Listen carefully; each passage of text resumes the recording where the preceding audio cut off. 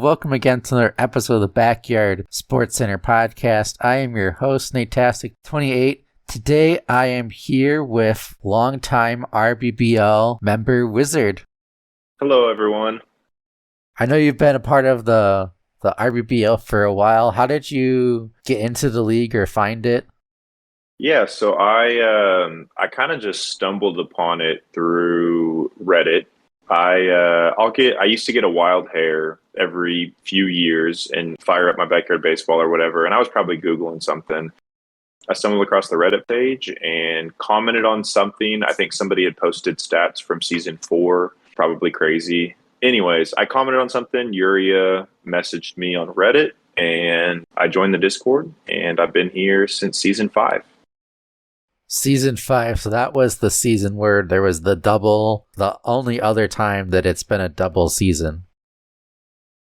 Yes, so it was the kind of the split in the league. It was the Pace Lulu split. So that was the first season for Lulu rules. I actually got to play in the Pace League as well. So I got to play in the last, as far as we know, the last cheese season or cheese league of all time. So yeah, it's been good. We had Lulu rules ever since.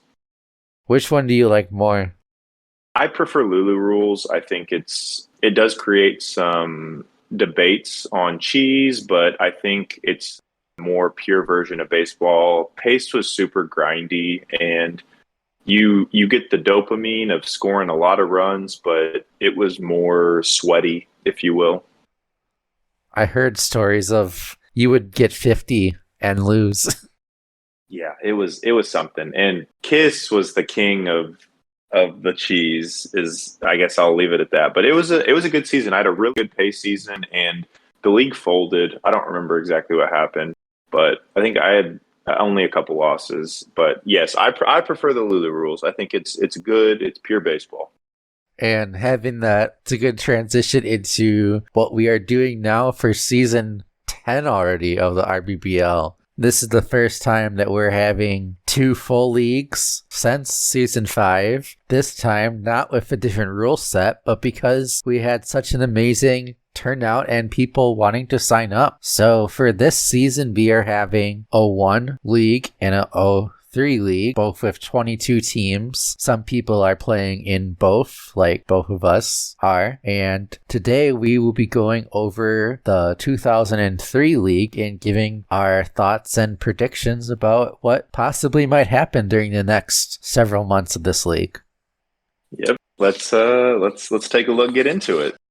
So do you want to start from the top of the 03 master list, or do you want to look at divisions first?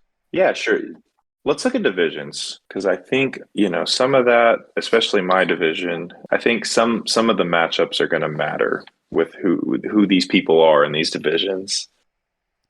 So it looks like starting with the front yard west, we have the Philadelphia Mets of Visory, the Baltimore Orioles of Silver Bullet, Orioles moving from Mav to Silver Bullet this season, the Mighty Rangers, your Mighty Rangers, my Mighty Rangers, the Super Duper Melonheads of Oops, I Forgot, and the Green Giants of now Commissioner Crazy Eights. Big Boss. That's a packed division if I ever saw one. Maybe it's self-proclaimed, but I think it might be the division of doom this season, at least in the 03 league. Yeah, because you have everyone has been in the league at least 3 seasons, if not longer. So just the amount of experience is crazy. Speaking of crazy, being the most experienced player in RBBL history and, now commissioner, it's looking like a tough one. Yeah, and I think you have the winningest and losingest coaches in RBBL history in the same division. Well, I know Oops, who has that as his tag. Who is the winningest coach? Is that crazy? Just by sheer volume? I believe it's crazy. Okay, good to know. It's either crazy or Yuria. I know that both of them are up there, but I thought it was crazy. That would make sense. They're the only two to have done it for this long. I know Yuria only missed season 5 Lulu, but he filled in for a team. I don't know. Yeah, but then the front yard East has the Texas Astros. Right? Everything's bigger in Texas. Yep. And I believe that is Bobby Jones. Yep, Bobby Bones, Bobby Jones. Cleveland Indians of Corn, a rookie newcomer to the RBBL. The White Cubs of Benjamin, someone from the online server, but it's his first RBBL season, so we'll see how he does. Got the Super Duper Diamondbacks of King Pepsi. Won his division last season with a really good offense. So it'll be interesting to see what Pepsi does in his sophomore season. We got the Cincinnati Royals of Arco Thunder. Arco had a really solid season last year as well. And the last team is the Little Padres of Matitude, who did really well in this past online season. So we'll see if that success translates over to the IBBL. So a lot of newcomers in the front yard East compared to the front yard West. Yeah, there really is. You've got 3 teams with Bobby, King Pepsi, and Arco trying to avoid sophomore slumps, and then you've got Benjaminian, Corn, and Matitude, who all in their inaugural season this year. So it's literally the exact opposite, the bizarro front yard division. And the other thing is that we got the brothers matchup between Matitude and Benjaminian. 2 this season, and I would love to see a simul stream. I would love to see a match of the week as well. That would be epic. Yes, okay, that'd be good. 1 simul stream, 1 match of the week. Let's make it happen. You've got that power, right, Nate? I do kind of have that power. At least I can definitely recommend it. Okay, yeah, that's as far as it goes. But hey, we can't force them, but recommendation. Based on talking with Matitude, I think he would be down for it. So cool, that'd be cool. Let's see how what other matchups are on the schedule. Haven't really broke down with it, but if people have certain matchups they really want to see on Match of the Week, got to bring it up with the Match of the Week commission or committee. The form's got to be filled out, huh? And speaking of Match of the Week, if you are interested in commentating, or I know we always need more people that know how to edit them as well. So if you're interested in hosting or commentating or editing for Match of the Week, just send me or Jibbo a DM. And really looking forward to having people contribute to the streams of the Match of the Week. And a really quick shout out to Chris for all the work he does on that. He does a great job. And whoever commentated the World Series of the Online League, if they're available or if they're in this league, they did an absolutely fantastic job with that matchup. The comment, well, I know one of the commentators was Shine Bloom for the last game, and he's a professional that did his own league and own season of the Melonheads, and he was doing that like 1 game a week on Wednesdays and streaming it. So we're watching his streams, and since he was super entertaining and super enjoyable to watch, and we let's see if we can get him to commentate some of these games. And I know he commentated game 1 of the World Series for the RBBL between Emery and Yura as well. So he's a really cool person. If everyone ever has a chance to check out Shine Bloom on Twitch, make sure you check him out. Nice shout out. Yeah, he did a fantastic job. And also the other person that was in that, or as far as for game 2 was Alex, he is in both 01 and 03 this season as well. So he did a fantastic job. And then for game one, DLW of the online league commentated that one. And everyone that did commentary for the World Series and the playoffs did an amazing job. It just went so smoothly. Mm-hmm. I don't even know what to say about that. It went way better than I could have imagined. Put them on the payroll is what I have to say. Jibbo, you heard it here first. Give him a raise, $0. That's it. It won't be hard. All right, what do we got next? Backyard West? I did want to say, yeah, Chris does an amazing job with all the editing he does. Mm-hmm. Yep. So I'm really glad that you mentioned that because he does a fantastic job with that. Yep. It always runs so clean, and the edits and the quick, transitions, it's always really easy to consume. Go Fishes. Yes, everybody's a fish fan. Speaking of fish, in the Backyard West, we got the humongous marlins of Person Izzle. How big is a humongous marlin, Nate? How big is a humongous marlin? Let's see here. Guess I gotta do some quick maths on their height. Who is the most humongous of marlins? Looks like Pete Wheeler with a height of 4. Tall but not smart. He never said they were the intelligent marlins. That's true, but a lot of generics, so a lot of 2s, so they're not really that humongous. Mm-hmm. That's true. Pete'll have to carry the load there with his tall head. Then we got the mighty wombats of Marco from Down Under. Mm-hmm. Strong animal. The Red Sox. Wait, we got the Red Sox and the Red White Sox right next to each other in the sheet. This is my biggest knock on Crazy as a first-year commissioner, that he allowed this, because all of our brains are going to be, in knots after reading this all season. So that is Lil Waz 26, newcomer that found us from the Reddit, and not gonna give too much away, but I'm really excited to see what he might have to say about us after this league is done. So that's all I'll say about that for now before I get in trouble. Cool. We'll check back. Then we got the Red White Sox of Mellow Math Teacher, the champion of Season 7, making his return after a 2-season absence. Happy to see Mello back. Don't get too stressed, Mello. Don't take it too seriously. Yeah, it's all fun and games.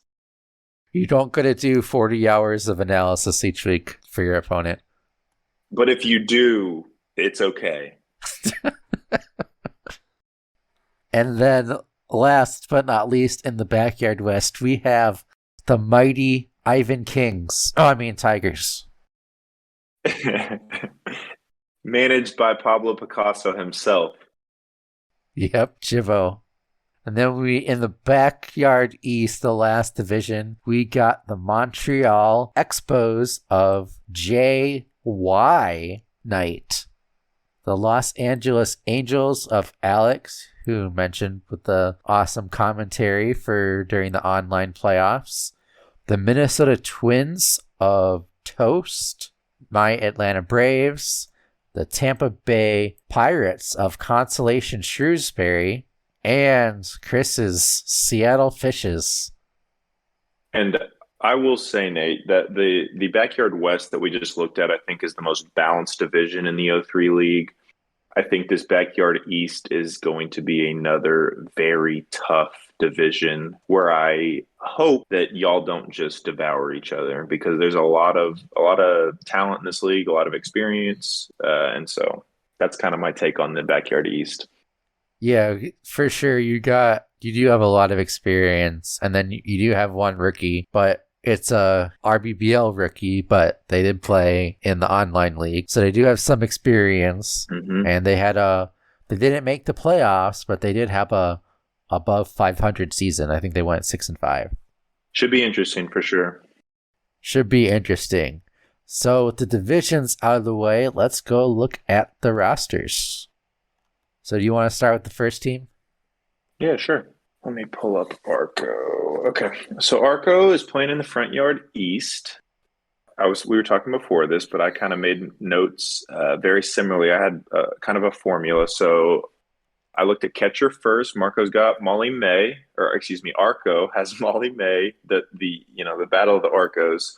Strong arm, good stamina. It's a dangerous catcher. I think he has the pitcher relief pitcher options that is ideal, or at least the meta currently, where his starting pitcher goes to second base, his first reliever goes to right field, and then the most interesting thing to me was where everyone has their third reliever coming from. So he goes from Ramona Bennett starting to Derek McCattery, who plays second. Ramona moves to second base. Derek McCattery then moves to right field with Dominique Lowe.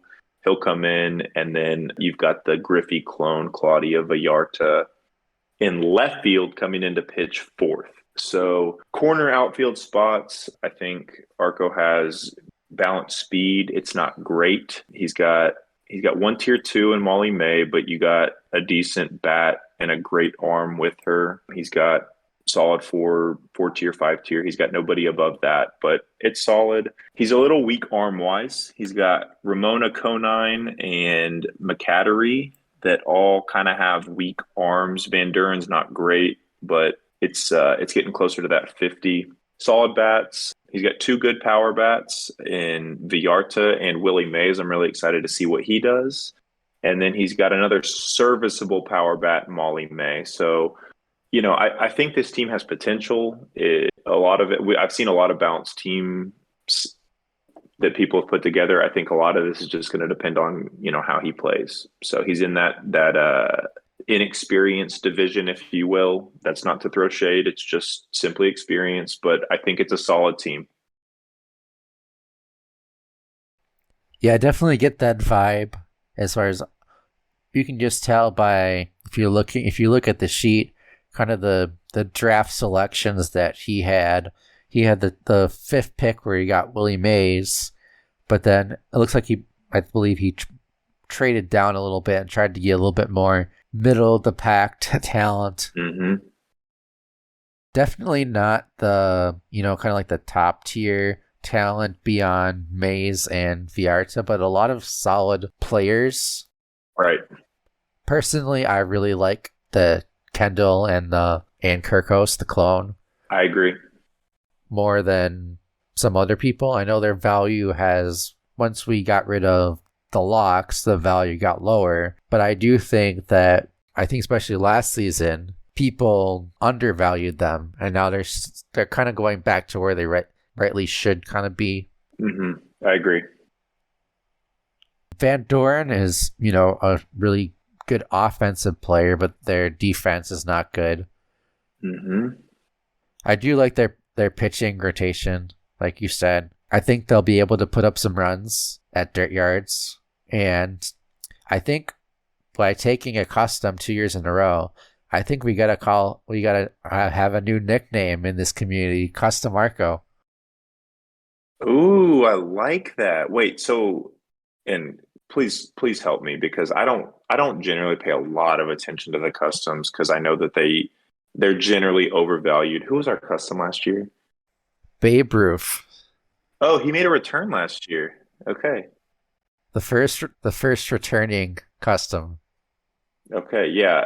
I like that, Custom Arco, and I think after Arco hears this or doesn't listen, he needs to change his Discord handle to Custom Arco Thunder. I like that. I like that idea. CAT for short, Big Cat. Oh, that's even better. I like it. That's a great point. Claudia scares me a little bit. I had Claudia in season 6. It's a bit of an inconsistent power bat, in my opinion, but I think this team has the potential to have success, especially in a division that's kind of wide open. Pepsi probably thinks he owns it, but I think it's wide open. Yeah, I think I agree with you. Based on that division, anytime when you have new players and or second year players, really anything can happen. But Arco is a really solid player, and Yep. I think that, he has a shot to potentially win this division if he plays his cards right. I agree. And he's proven. He's proven, and he's proven to have success in a tough division last season too. That division, I believe it was Pepsi, Crazy, Chris, and Arco. That division was probably the division of doom, or whatever you want to call it. Yeah, maybe not what was slated to be at the beginning of the year just because of the rookies unknown. But yeah, I mean, based on both of their performances, it ended up being a really strong division. So, do you have any predictions on what record Arco is going to be? I'm probably terrible at predictions. I'm gonna say so. He's gonna play 2, 4, 6, 8, 10 division games. I'm gonna say Arco's gonna go 10-4. I haven't looked at Arco's schedule, but that's my prediction for Arco. I think 10-4 is a. I'm gonna go with that as well. I think 10-4 is a solid record, and I think depending on how the other teams do, I think it definitely is a potential of winning this division. He would be my pick. Without getting into the rest of the 5 teams right now. So the next team we got is Alex, having Leo Wayne, Nomar Garcia Parra, Star Moonbeam, Peggy Heffernan, Nikki Winston, Shane Smith, Angela Delvecchio, Jody Palmer, and Jason Giambi. Mm-hmm. What are your thoughts about this team? My first note is Angela to third base is terrifying. I didn't even write catcher first on here. That partially because this was my first division that I looked at, and so I wasn't in a rhythm yet. But he goes Angela into Leah Wayne, into Giambi, into Jody Palmer, and so Leah first base isn't terrible because Leah's fast, but if Leah's gassed, that's a little scary. So potentially Alex has his first 2 pitchers on the corner infield spots with little stamina. And Angela at third base, again, is just terrifying because whether she has stamina or not, she has no arm. So, Alex has 3 decent arms, 1 great arm, and I'm trying to scroll over here to look. Yeah, I mean, Nikki catcher is fine. It's great. Big bats outside of Star. I like the offense for this team, especially with Peggy and Leah just being elite power bats, and then Angela and Nikki being serviceable power bats. 3 tier 2 speeds, which is scary. So my biggest knocks on this team is that there's 3 tier 2 speeds, which is a bit scary, and AI defense. I think this team is equipped to score a lot of runs, but I'm nervous about what happens to that defense after the first 5 are scored against it. Yeah, the 3 tiers 2 speeds.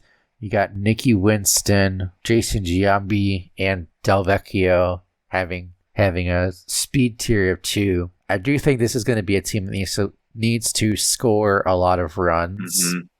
Yep. In order to win their games. With Leah and Peggy, they should be able to hit quite a few home runs, and Star, Nomar, Shane can definitely get on base. Yep. It's solid offensively. It's not terrible. Might have rearranged the defense a little bit differently. Might have tried to do something where Angela would be maybe the third pitcher, or I don't know. I didn't really look too much into as far as what kind of passed the initial who subs in right away. Mm-hmm. That's a great point. You could have started a Giambi or a Jody Palmer, and ran them into Leah, into Angela. But are you losing, the little value that she brings? I mean, she's a good slow ball pitcher and she's a big bat, and that's about it. Yeah, that's pretty true. So yeah, I mean, you hit it on the head with three really bad arms in Giambi and Angela, and well, really four, Peggy and Star. Star gives you a lot. Peggy gives you offense. Angela potential. So I mean, he's going to have to score runs to have success, in my opinion. And you kind of hit it on the head. Now I gotta go back and see what division they are in. The Backyard East. He's in your division. That's a tough division. You're gonna have 10 division games.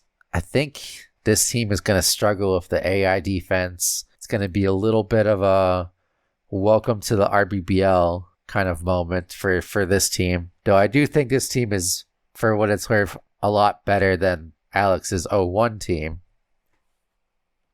Even looked at that. That wasn't on my homework.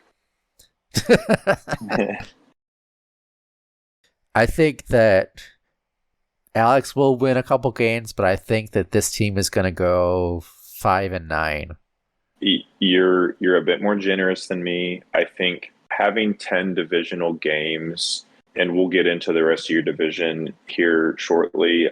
I've got Alex at 3-11, but super excited to have you, and I mean that. I was thinking 4-8, but I wanted to be nice. 4-10, or 4-10, yeah. I'm gonna go 4-10. Okay. Redacted. Yes. The next team we got is Benjamin. Got Zenon, Estrada, Maynard, McElroy, Mikey Thomas, Bobby Higginson, Carlos Delgado, Crazy's arch nemesis, Kieran Donato, Jim Thome, Richie Sexton, and Reese Worthington. This team is kind of all over the place. Yeah, I think you hit it on the head again. Without getting into the catcher and pitcher rotation first, it's a slow team kind of by the standards. I mean, it's not terrible. It's a lot of tier 3. It's one tier 2, couple tier 4s, and a 6. Maynard's his really only speedster. Mixed bag of arms. 2 bad arms. 3 okay arms. It's pretty balanced bats. He's got two good power bats. I think 90 and above is elite, or what I call elite. He's got Mikey and Zenon, who are good. The bats really aren't bad, in my opinion. I think that, again, this is an offensive team. I'm a huge Higginson fan. I'm a huge Delgado fan offensively. I'm a huge Richie Sexton fan. Reese is his worst bat. I don't think it's terrible. I think it's pretty okay. This team has 3 first basemen, which reminds me of, I believe it was the season 8. Season 8, yep. Where like all the first basemen went in like the 5th round. First base stack. Just because of the lock. Yep, first base stack. Yep. I don't know how effective that's going to be in now that we don't have the lock. Richie Sexton pitcher, I know Oops tried that last season, did not really have the success that he was anticipating going into it. And then I know mid-season switched Richie out for, I think it was Maria, possibly. I'm not entirely sure who he switched out for. But going with Richie Sexton pitcher here, which I mean isn't the worst, but I think he took some vet's advice not going with his top pitcher right away. Yes, and that, to me, that is his AI pitching rotation is his biggest weakness, and I tie his catcher to this. He goes Richie into Delgado, which you send your height to first base, but you've got a gassed Richie who isn't fast to begin with at first base. And I can tell you from experience in S9, having a gassed first baseman is potentially very dangerous and for you. And so I think that's his biggest my biggest concern. Mikey is his third reliever, so he'd be the fourth pitcher, and that may not happen because he only has 24 stamina at catcher. But I kind of agree with you. I think reliever into first base is scary, and that's kind of what I marked here. Sexton does have the height, which will help. So that's one thing that will be interesting to keep an eye on as the season progresses. Is we know that slow and short at first base is a terrible combination, but we'll see how slow and tall works this season. But a kind of really interesting team, and we'll see how it turns out. Definitely not I would consider a very rookie friendly team. I could not agree more, Nate. But we'll see how it turns out. First, you want me to predict first this time? Sure, go ahead. I think, again, this division's wide open. Just looking at how I kind of rate these other teams in his division, I'm going to go ahead and put him at 5-9. I think they're going to have a lot of devouring themselves, like some of the more experienced divisions, even though they're less experienced. But I don't have him rated quite as high as I do these other teams. I mean, I do kind of like it, but I think it's probably going to be around the 5-9, 6-8 range for this team.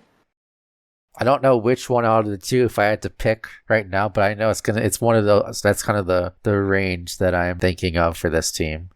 I think it's fair.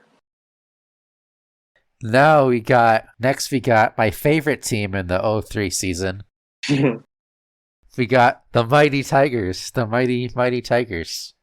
You got Pablo Sanchez, who many people think is the GOAT. Kay O'Toole, Francesca Whitaker, Robert Young, Ruth Prout, Donald Vogel, Kristen Sullivan, Stephanie Morgan, and last but not least, who some people consider the GOAT as well, Ivan King.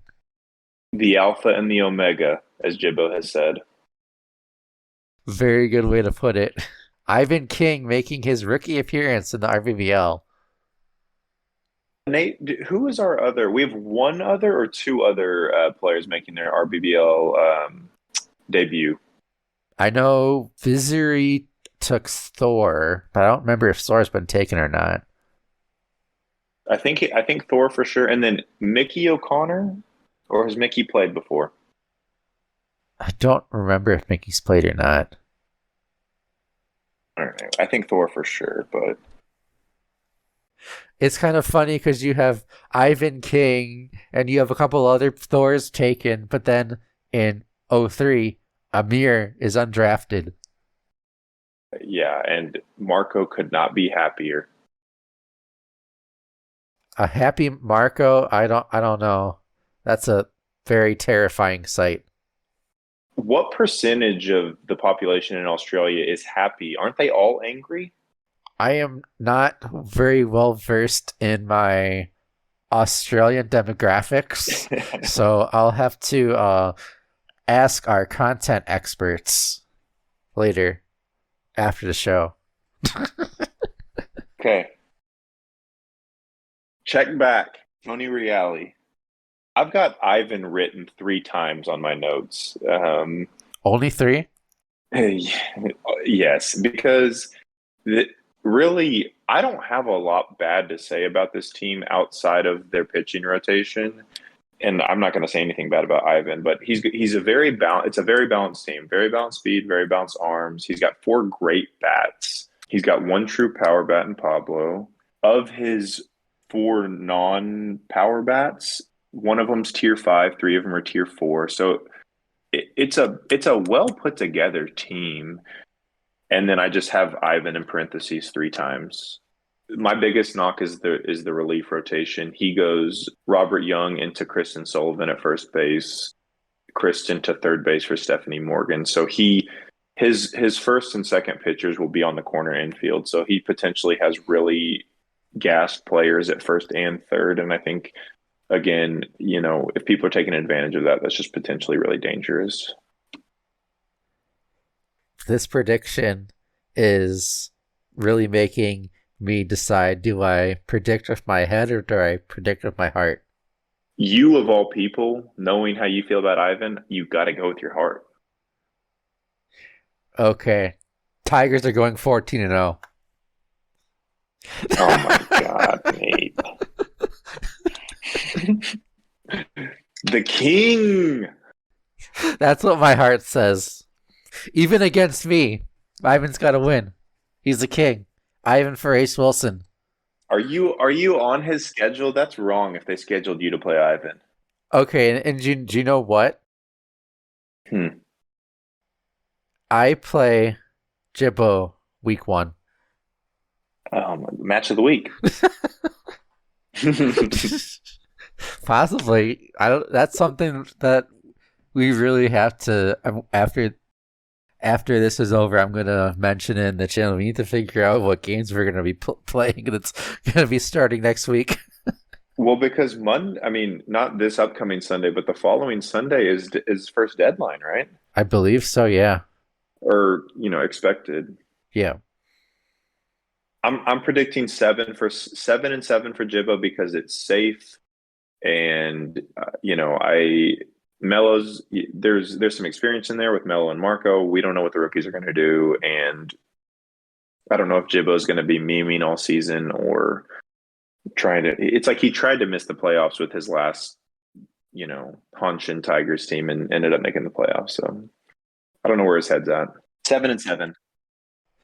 That's the one thing. It's like Jibbo did amazing with that team, and that team was predicted to do terrible. Well, yeah, their roster was like shockingly bad. He was winning games like 5-3. Yeah. Yeah, I don't know how he pulled that off, but It was the fight song, which yes. goes so hard. Oh yeah, for sure. That was S tier.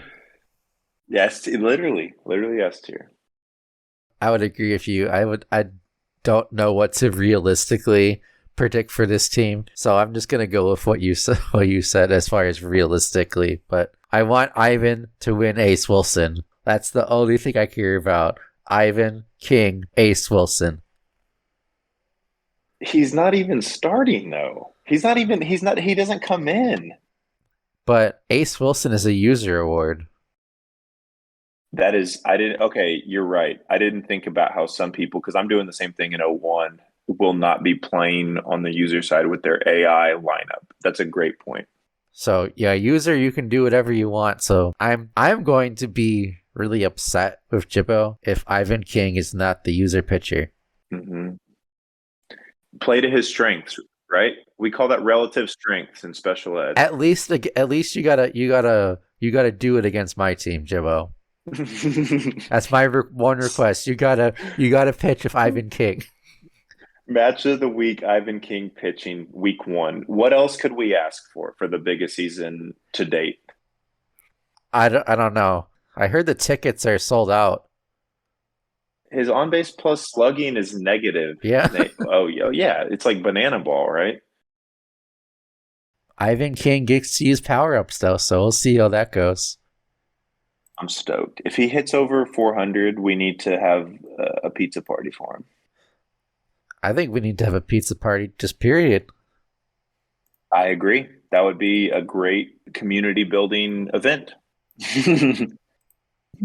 For sure. Next team we got Bobby Jones, Bobby Bones, the Nicki Minaj's, Bobby Flash plush doll, the Nicki Minaj's.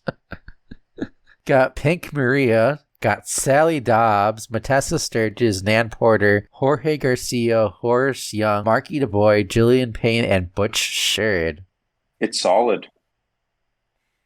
This is, yeah. It's solid. I mean, I don't have Bobby and I made the trade. Your and I's trade. We didn't get to do this year. Bobby and I made one. And Butch catcher, solid. Average speed, solid arms. Like he's not bad anywhere. I don't trust Sally to be his power bat. So he's got Sally, Matessa, Maria. Like he doesn't really have a true power bat outside of Sally being 90 plus. I mean, it's a solid team. It's very solid. His relief is pitcher to second to center to short, which isn't ideal, but I don't hate it. this team is at Du Bois Diamond, so we got boosted marquee as well. So that got to take into consideration when looking at this team. Mm-hmm. So you got the boost with Maria, we got playoff Sally, Mm-hmm. Matessa Sturgis. It's like the Shohei Ohtani kind of. Right. As far as the clones. Nan Porter, that is the Jimmy Rollins clone. Which is super. The value for Rollins and clone is so good to me. It's such a solid kid. It's not unbelievable at anything, but it's so solid. And we saw what Jimmy Rollins did in left field with Arco's team last season. Just absolutely a nightmare to play against. Mm-hmm. So yeah, I like this team. I know Bobby was not liking this team as much, but I think it's really solid. It's a big field, though. I think the field, I mean, obviously you want that field to get the boost at your home games with marquee, but it's a big field with not that much power. That would be my one worry about this team. Yeah, I agree, and I think the trade we made makes him better. So he got rid of Trent Sizemore and Uma Thurman. So he got rid of one power bat. He got Matessa in return. So he got a little bit of pitching. He got some height. Trent, I think, on grass is just not great. He wasn't hurting for arms anyway. I've got Bobby at 8-6. 8-6. I think that because you got this is the newbie division, so to speak. Mm-hmm. I know Bobby's very sweating over this team, but I think it's good other than the field. But I think that he's been, practicing a lot, and I think he's going to do a lot better than he thinks he's going to do. But I think 8-6 is a good record. Possibility of getting one of those last wild card spot. I agree. Next, we got rookie, or one of the rookies in this league of Corn, having Ichiro, Randy Johnson, Jason Kendall, Helton, Ernie Steele, Billie Jean Blackwood, Jocinda Smith, Kenny Kawaguchi, and Betty Houston. Slow, a lot of tall players, and kind of just a weird kind of, you could tell that we're a rookie. Yeah, I agree. It's pretty slow. 3 elite arms. One of them's Randy Johnson. He's got Helton in left field, who has a great arm, but is slow as dirt. Tier 2.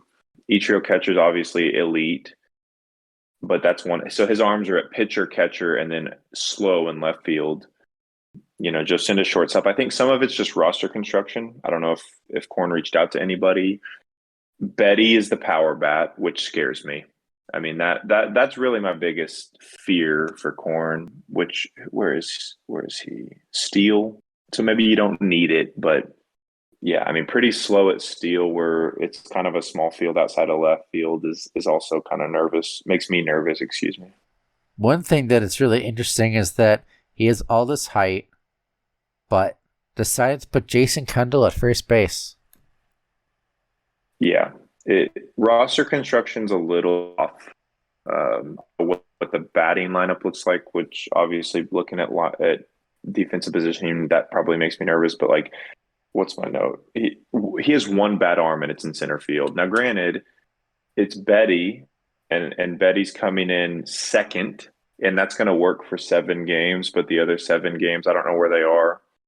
That could be a problem. I think at Steele he'll be okay. He's got Ernie at third base, but his relief order goes pitcher to center, so Randy to center, and then Betty to third base for Ernie. So it makes me nervous.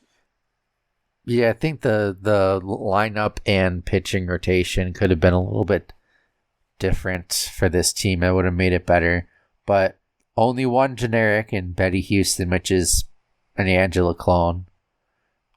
Ichiro is really good at catcher. I do really like but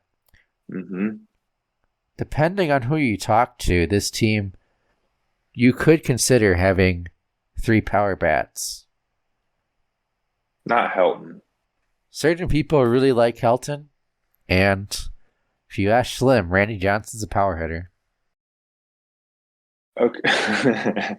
Randy rakes, don't get me wrong, but kind of to your point about, I can't remember who we just talked about one or two ago. This doesn't look like, well, it kind of looks like a rookie drafted team with the backyard kids or whatever, but it doesn't really look like a backyard constructed team. Anyone taking Randy round two, that makes me nervous. To me, he has one power bat, and it's Betty, and that's not a consistent power bat. So at Steel, we saw this for JY last year. I don't envision as much success for Corn as Corn would probably like this season as a rookie.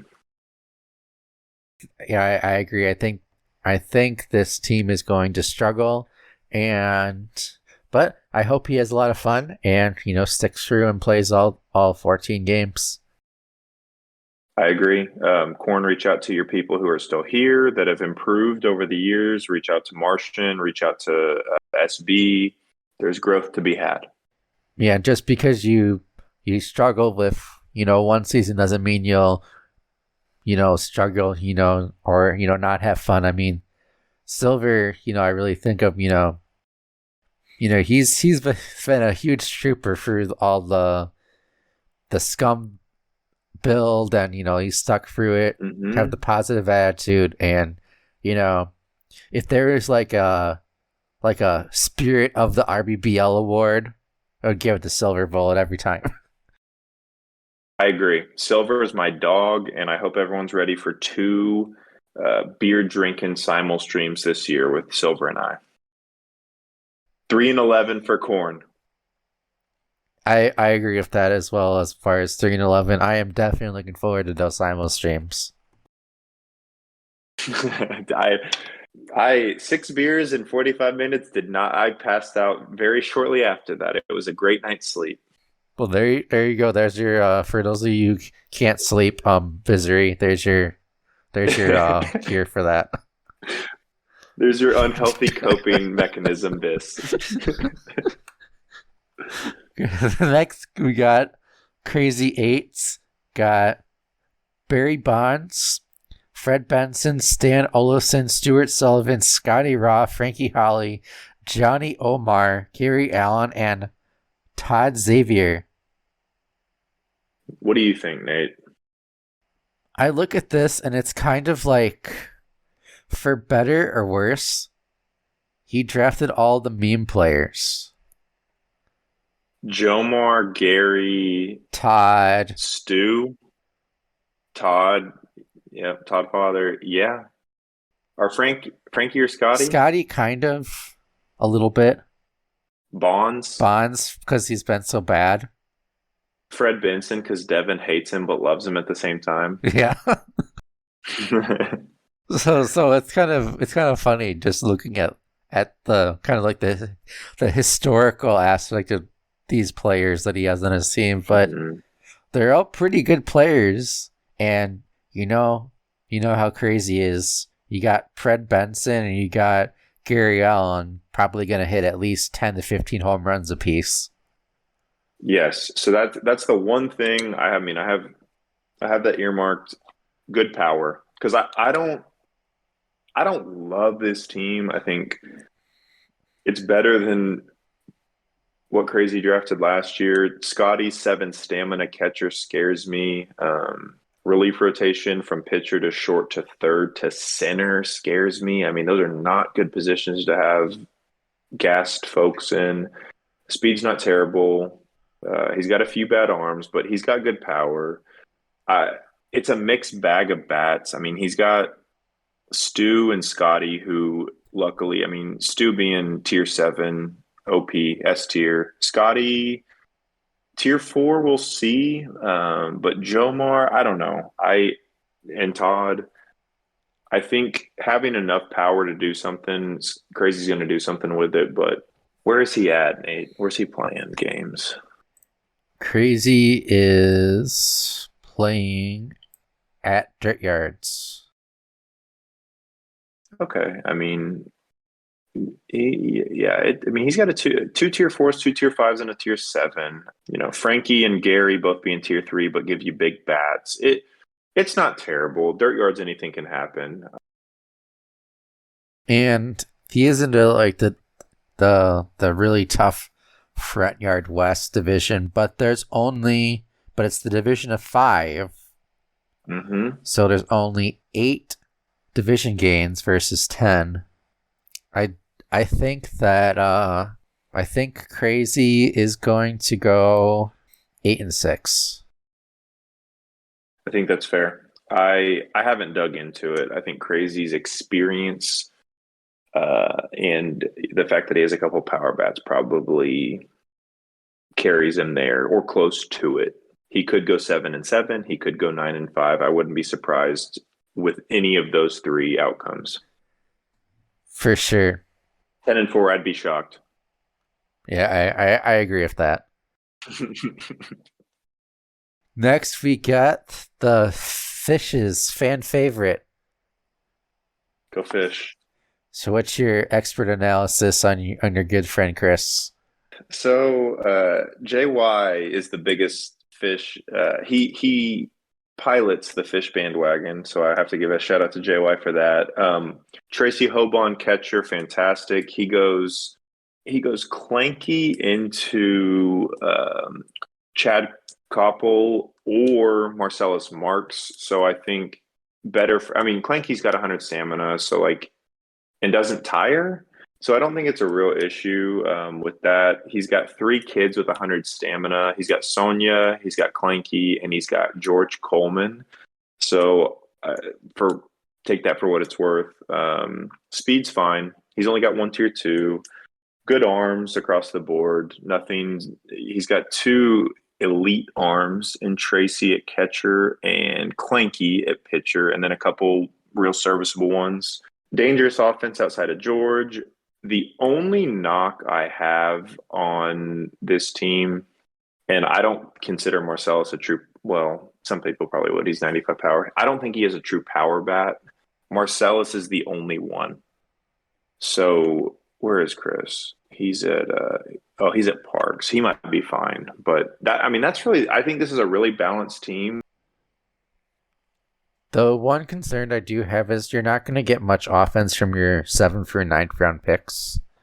You're not going to get much offense from Chad, Tracy, and Coleman, especially with Chad and Tracy not having power ups. Coleman is their power up user. Do think Marcellus is going to be pretty good. Though Marcellus at short, I'm wondering if, because Marcellus is, I believe, 14 stamina. I do think that Chad is going to come in first, and depending on, it's possible actually that Marcellus comes in 4th, depending on how much the stamina gets drained. Right. So I think that that's going to play a huge issue as far as how much stamina does Marcellus lose at shortstop. That's going to really depend on how this defense goes, because someone might play him one weekend, Marcellus comes in, and the next week Chad comes in, and you have a totally different game. Yep.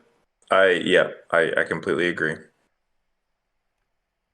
But Chris is a really good player, especially in the second half. Second half, Chris. I need that version of myself. I'm first half whiz.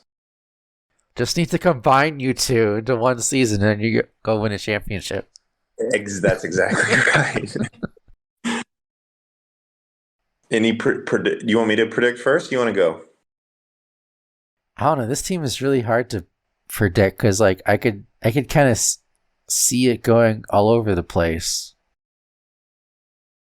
I get nervous with this division. There's a few of y'all that I have a little bit above, but I've got everybody near the middle, and I'm just gonna go ahead and say that Chris 8-6. I think Clanky's dangerous. I think, like you said, just his experience, but then depending on the relief situation, I think it will just kind of depend. But I don't see a lot of weakness with this team, which is one thing that I would point to more than anything in a division where anything can happen. He doesn't have a lot of weakness. Yeah, I'm kind of leaning on towards that 7-7, 8-6 range with this team. I'm thinking 7-7 for Chris, even though I would not be surprised if there's a lot better than that. Mm-hmm. Would not be surprised if Chris won that division and went like 10-4 or something. This may end up being the Division of Doom. We'll just have to see. We'll each front yard will have one, backyard will have one. I do think that 10-4 wins this division. Oh, I think easily. 9-5 might win this division. I agree. I completely agree. So it just depends on how much people beat up on each other. Because like I see a lot of 1-1 in division matchups, depending on how it goes. Yep, I agree.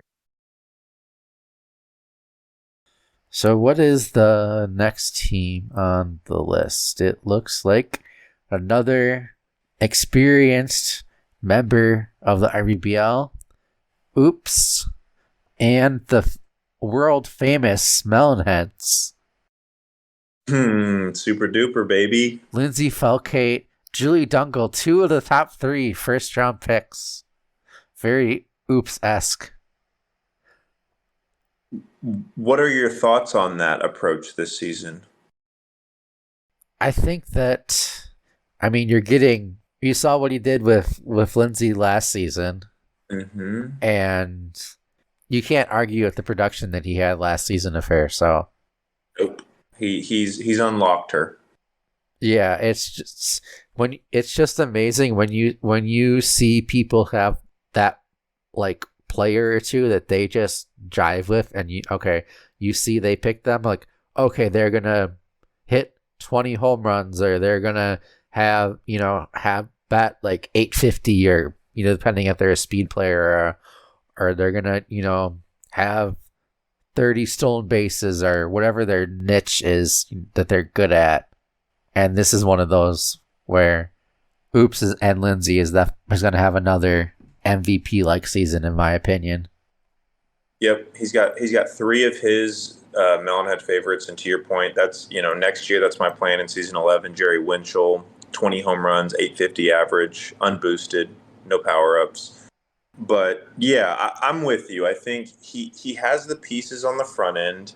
My note is on the back end, just Vincent, Andres, Rosanna. Like, I just don't know if he's got enough oomph with what he gave up to get 2 of the GOATs.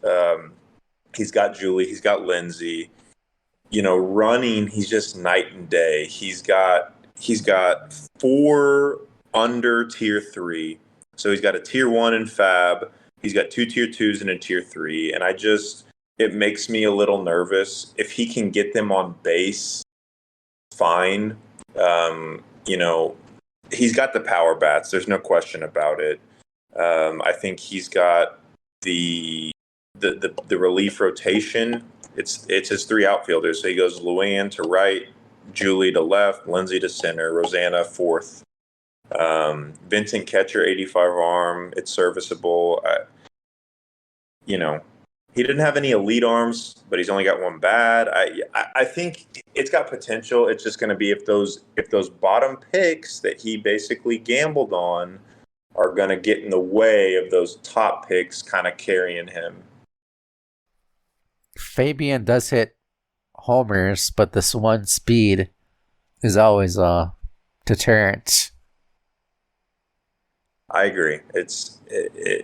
I know that's his girl. I don't think he needed her, and I think she's going to do more harm to this team than good, especially in the 5th round, as his 5th overall pick.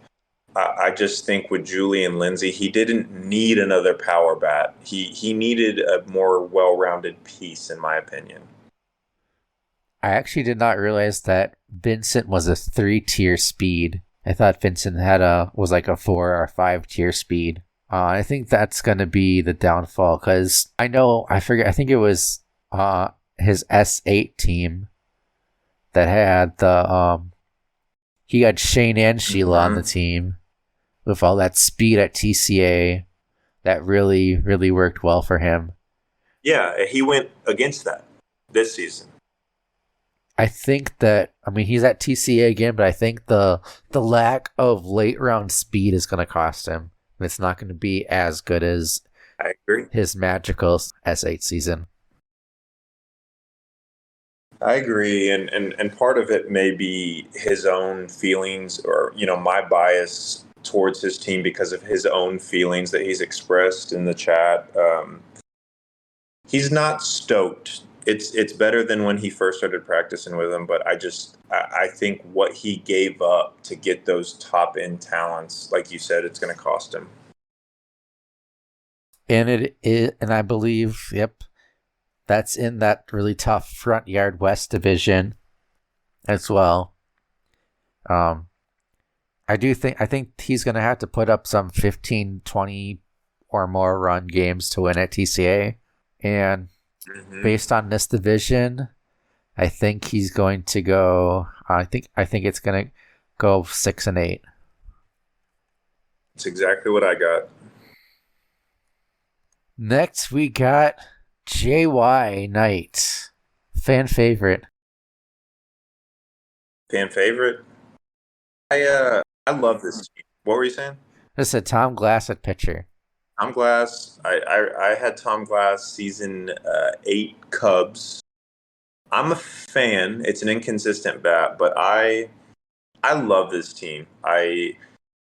Bond's catcher. He's got double Dante on the left side, at left and third, or excuse me, left and short. Speed, good arms. He's got 5 tier 5 speeds or better. He has power bats. He's got Jane, Phil, fine. I mean, he's got decent bats, and then his okay bats, Liz and Dante, they can drive it to the outfield. He's got foul ball potential in Glass and Colleen Clinker. So, I mean, his 3 biggest arms are at 3 of, well, not right field, but catcher and third base are 2 of the most sought after positions for arms. I like the team. I like this team a lot, actually. The double Dante is actually pretty solid in those middle rounds. Jane Davis is a really nice offensive player. See how the Bonds clone does. I think this is really solid. What's the pitching rotation for this team? Oh, this was the very first one I took notes on. It's Glass into Colleen Clinker, who is in right field, into Aaron Harris, who's at third base, into Dante at short. So it starts to. The one thing he has going for him after those 10 runs is Colleen at third. She's gassed maybe, but she has the arm. So 86 arm.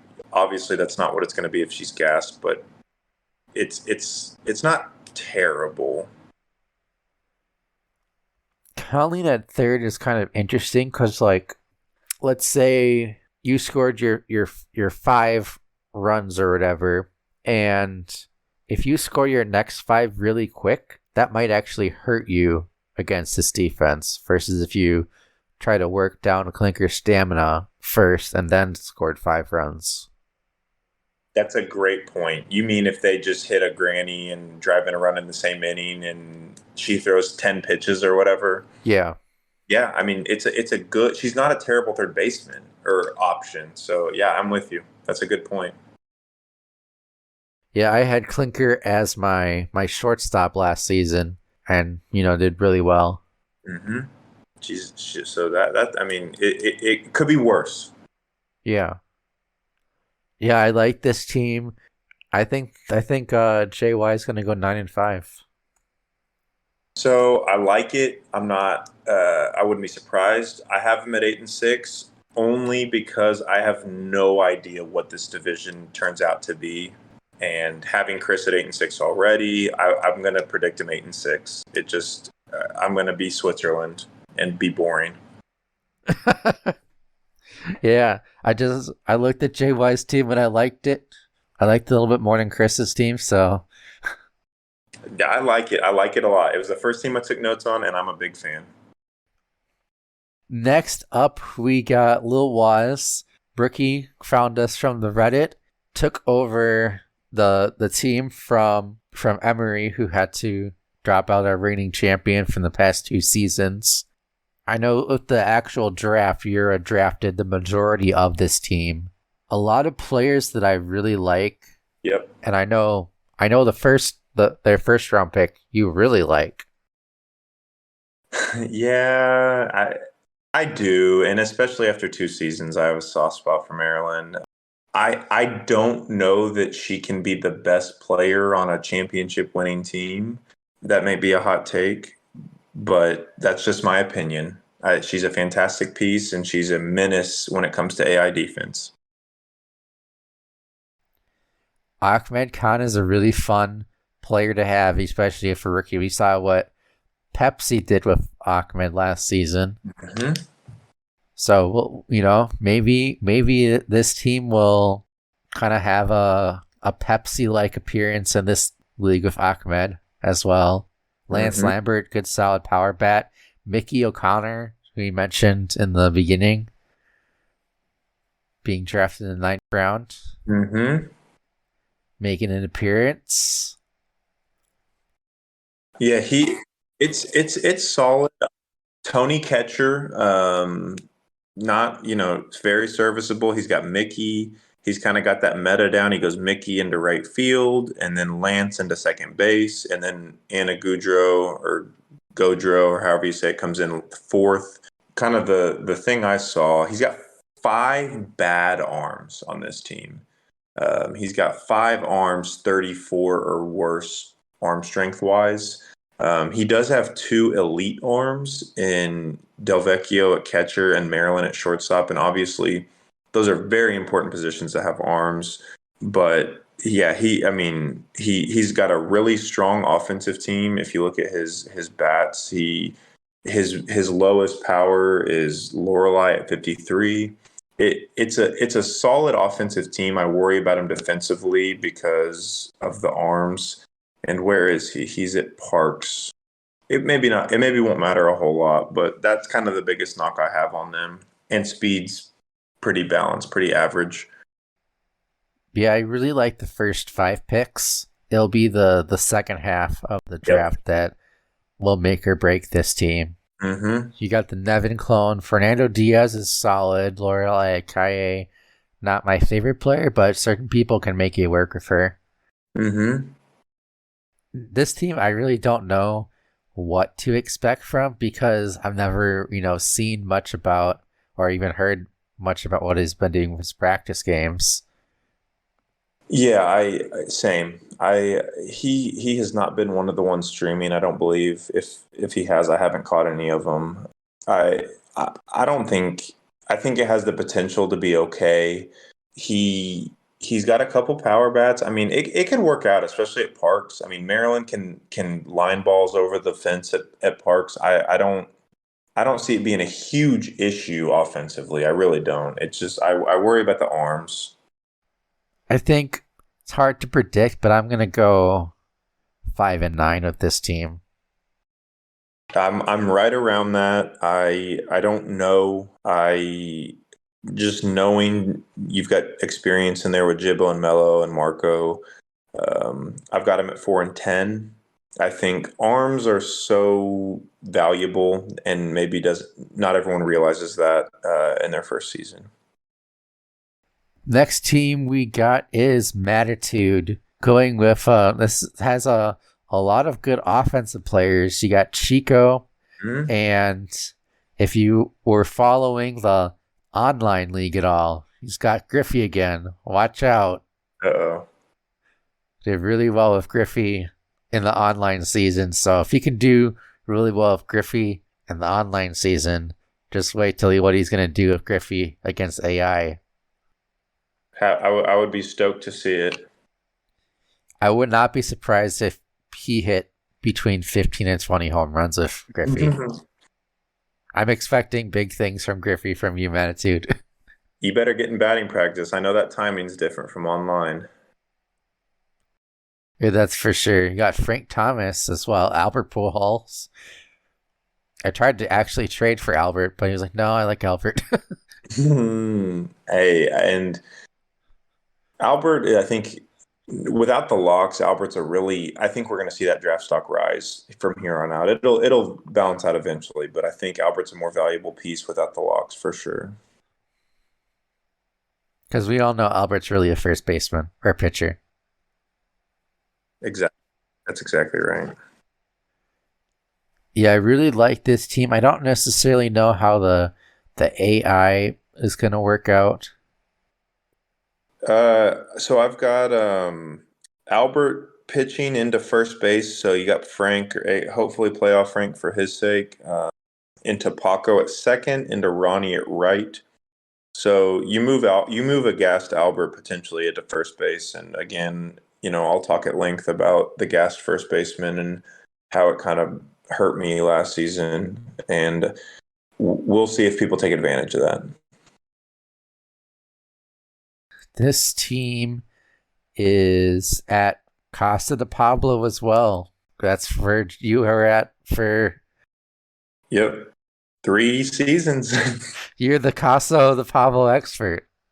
Casa de Wiz, man, and so I feel like I can speak to this. This team has a lot of pop outside of two players in Paco and Linda Potter.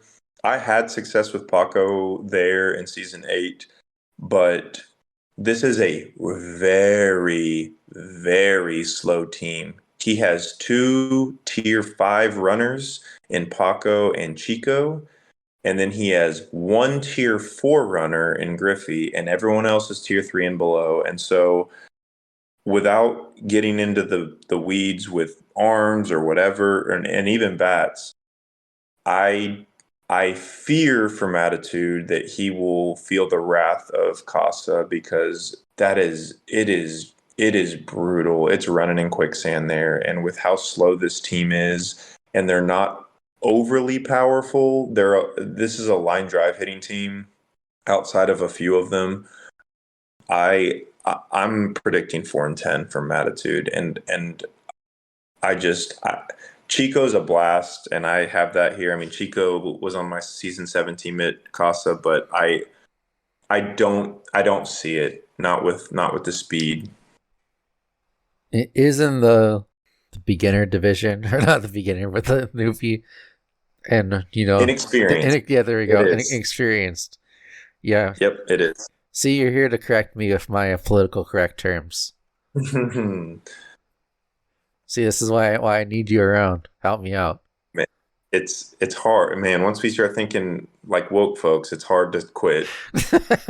I'm just gonna stop that there before it escalates anywhere. So I do think that might benefit him a little bit, because he's in a division that also has more inexperienced players too. But when you're at Casa and you have slow players like you mentioned, you might struggle a little bit.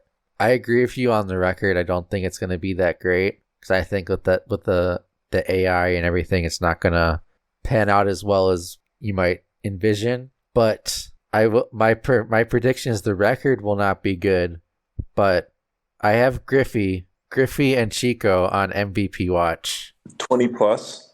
Chico doesn't go high enough, in my opinion. I think between the Chico and Griffey, I think that I'm drawing a blank. Who is the guy that drafted Xenon and would hit 20 home runs and have 70, 80 RBIs with Xenon? So he would also go 5-9, but that was Nodakian. Yeah, that's who it was. That's the kind of season I'm picturing with this team. Okay, you heard it here first. Next team we got is, who is this team? Shrews, Pirates. The color was throwing me off for a little bit. Mm-hmm. Got Sammy, Vladimir Guerrero, Jeff Bagwell, Emily Lubel, Ingrid Dahlman, Cindy Chang, Gail Weinman, Ogle Tolleson, and your boy Jerry Winchell. Very, very excited that Jerry's getting a chance to play for somebody this season. Schlim and I, we had discussed that neither of us would be taking him. He just didn't fit in our plans. And I was very nervous. This would have been the first time since definitely season 5. I don't know if Schlim had been 4, but that he had not been taken. So very excited for Shoes to have a chance at my boy. You got Sammy, really solid at catcher. Vladimir Guerrero. I'm a really big Vladimir Guerrero fan as far as the RBBL. I've never had a chance to draft him, but it's always on my draft board really high. Future seasons, trade me Vlad. Trade him.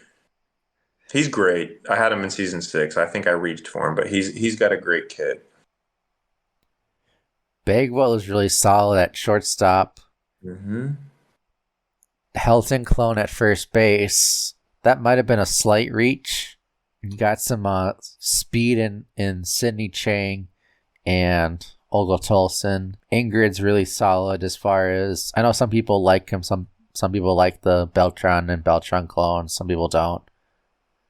Yep. I had Carlos last year, and I will say if you want the epitome of an average player who you will really enjoy some days and not enjoy quite so much on other days because he is the epitome of average, draft him. But AI wise, performs very effectively. This is a really hard team to predict. I'm gonna say 7-7 for Shrews. I've got where is Shrewsbury? Actually, the field might change my opinion. Paved way. I think it changed my opinion. I don't think this is the best paveway team. Yeah, the only thing, yes, I agree because the only thing, I mean, you got Vlad and Bagwell who can just yank balls down the line. That's my biggest thing. And besides Cindy, who's got some decent speed, he's got strong bats, but he's got holes with Olga and Gail's okay, but not overly, but not fast. And Cindy, I mean, those are weak bats. I think playing in that tough division too. I've got Shrews at 5-9, and what I'll point to is all 3 of his first 3 pitchers have really bad stamina. So he goes Jerry into Olga in right field, into Gale at second base. And while those are kind of meta positions, if he runs through those really quickly, then he starts to get into kind of busting his defense up a little bit. Ingrid comes in 4th at third base. And so I don't really know exactly how to predict this team, but I think just playing in a tough division and having maybe that issue might be the difference. So I've got Shrews at 5-9. Next, we got Mello, the math teacher. If you have any math problems, go find Mello. Or if you wanna talk about Mario Party. I know he was talking about Mario Party quite a bit. It's dying too. Mario Party's dying? Well, yeah, it's just not. It's just not the same. I think the one, I don't know, whatever just came out, Superstars or whatever they called it's pretty good. But anyways, I'm sure Nintendo heads will have an opinion about that. Yeah, I'm sure Nintendo is going to be listening to this podcast as well. So Can they sponsor it? yeah, I'm sure they're just chomping at the bit to sponsor us for sure. What are you thinking here? I think this is a Mello drafted a really solid team. I agree. He gave me a whole essay on his reasoning when I was trying to trade with him. And I think, his logic and reasoning is solid, just like a math teacher would be. So, But also has a way with words. yes, you would think he would be an English teacher sometimes of how eloquent he is. Right. Yeah, so yes, I agree. It's super solid. He's got Bagwell clone catching. He's got the meta pitcher into second into right, and then obviously that 4th option everybody's always kind of torn on. It just is. Sometimes it just depends. It's his shortstop. It's whatever. He's got 4 5+ 4 runners who are tier 5 or above. He's got good arms. He has very strong bats. I wrote that he doesn't have a true power bat. Depending on who you ask, they may disagree. His best power bat's 87. He's got Davey and Libby Futterman, the Piazza clone, who have 87 power.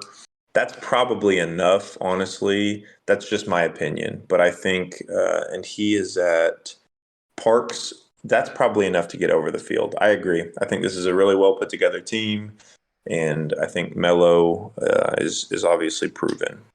I've got him at 10-4. I think Melo goes 11-3, and I think he wins this division. I agree that he wins the division for sure. I had to pick somebody to have a good season eventually, and Melo's the one for the backyard. Love it. Would not be surprised if Melo's the number 1 seed. I also agree with that. I just am being safe. I would not be surprised if Melo went 12-2 either. So I would agree. So next team we got is we got my team, which don't really know how I feel about this team yet. I know we were talking a little bit before we started recording. Cheryl and Debbie, really good power bats. Joella's a really good power bat. A lot of good overall solid players, but I'm not sure how well the fit is of everything. Yeah, Nate, I only have one knock on this team. I think you've got a great catcher. You've got no runner under tier 3. You've got 7 runners, 4 or better. So you only have 2 tier 3 runners. Arms very solid. Outside of Ray and Joella, obviously Ray is coming into pitch, and Joella is stuck in right field, but she's a power bat, so she's bringing that to the table. You only have one bad bat, and it's in Herrera, and she runs well enough, and she's got a fantastic arm. My only knock is the relief rotation, and it doesn't even get wonky until after 10, just because you send Ray to shortstop. But that's it. I mean, after your first 10, you go pitcher to second to short to third. Other than that, I think this is a really well put together team. And if you can capitalize on those power bats and driving in the runs of your speedsters, because you've got a lot of serviceable speedsters, I think this team has a lot of success, even in a tough division. And part of my reasoning was because since I'm at Scrapco, so I know there's some I wanted either to be able to hit home runs or be able to kind of hit those grounder line drive bounce balls. Mm-hmm. And I think I have a good offensive roster, and I think I has the potential to be able to put up 15 runs pretty consistently depending on the field, but depends on if I choke or not, or if people also score 15 or more runs against me. But I don't think the defense is bad at all. I think you only get into trouble if they can get to 10, because otherwise I think it's a well put together team. And like you said, I think your team's going to be able to hit home runs and hit those liners that bounce around. So I've never really had this is probably the closest that I've had to a offensive team. So it'll be really interesting to see how that turns out. I've got you at 8-6. I've predicted 3 of you all now in that same record, and it's because I have no idea what's going to come from this division. But I think that this roster can have success even in a tough division.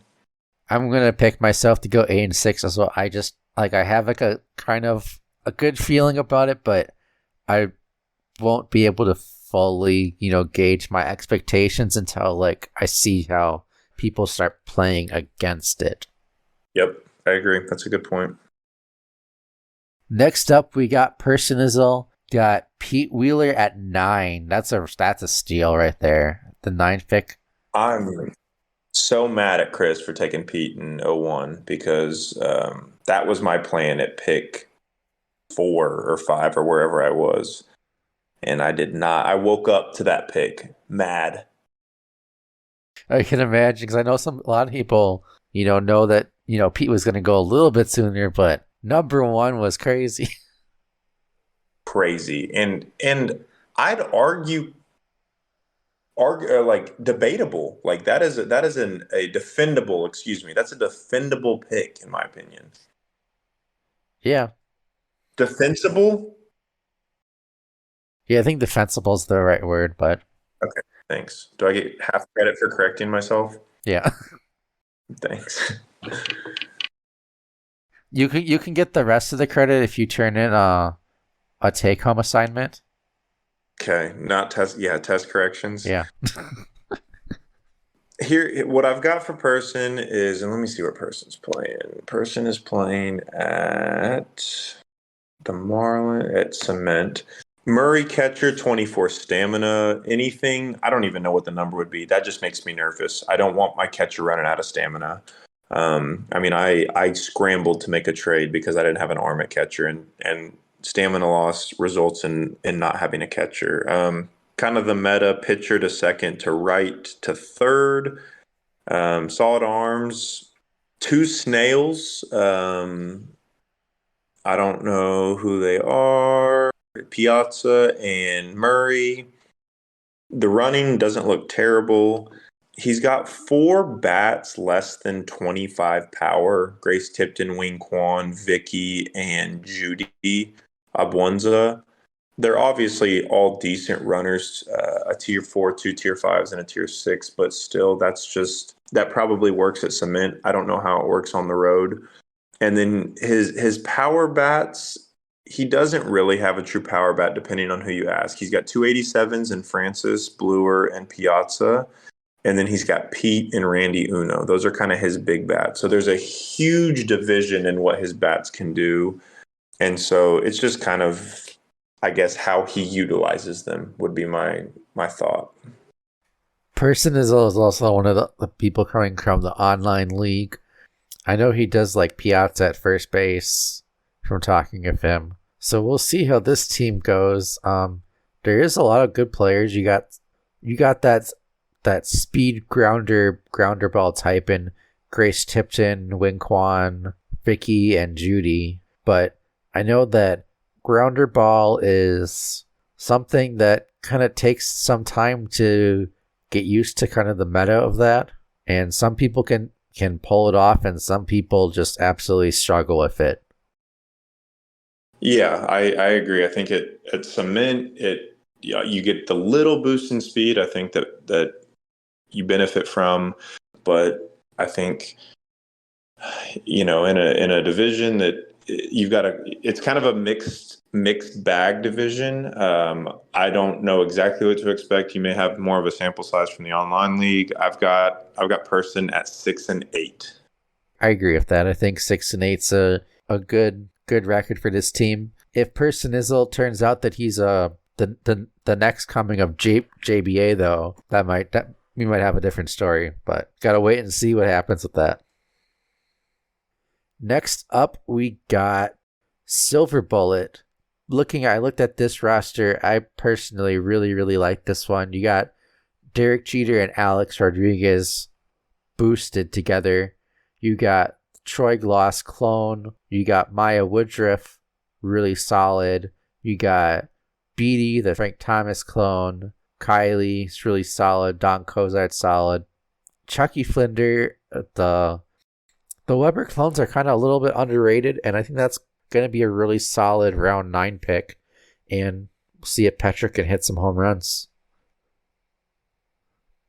Yeah, so SP and I we talked about this team, and I know he was getting a few different opinions on the defense. I would have done the defense a little bit differently. I don't like Petra being stuck out in right field. I know it's Steele. I told him he should play A-Rod in the outfield, but that I still think having them both on the left side in the infield is super valuable. They're great pieces. I'm excited. I think this is maybe his best drafted team to date. The only downside I see to this team is he has 6 runners tier 3 and below. He only has 3 of his 9 better than tier 3, and one of them's Alicia Blakely, which is the Troy Gloss clone, she's a 70 runner at tier 4, and then Jeter and A-Rod. So he's gonna have to go gap to gap.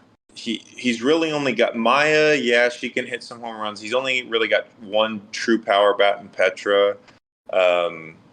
So that's kind of my take. He's going to have to go gap to gap. I hope it works out at Steele. He's also in a really tough division. That's it. It's just, but I think this is his best drafted team to date. So I'm excited to see if he has fun with it. Yeah, I think the division is what's gonna be the hard part for him, but I think this is the a real team that he can start building with and improving upon. So I think I don't remember. Do you remember what his record was last season? No, I think, let me see if I can pull it up. I think he won two or three. I think it might have been 3. So if it was in a different division, I might think a little bit differently. I think I'm gonna go 5-9 with this team, but it's only because of the division. If it was in a different division, I would say 6-8 or 7-7. Yeah, I think it's who did he play last year? Was he the Orioles? No, he wasn't the Orioles. He was He was the the Brewers. Giant. Oh, the Brewers or the Giants. Giants was Titanium. That's right. Good call. He went 3-11 last year.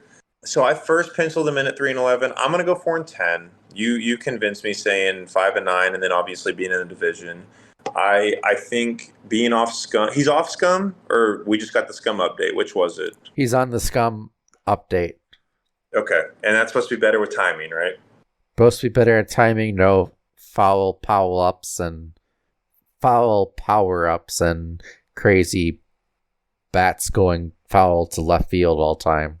Yep, I'm gonna go 4-10. I think his biggest downside is just slow. He's slow. He's got a decent defense and a lot of good bats, but he's slow. So 4-10 for me.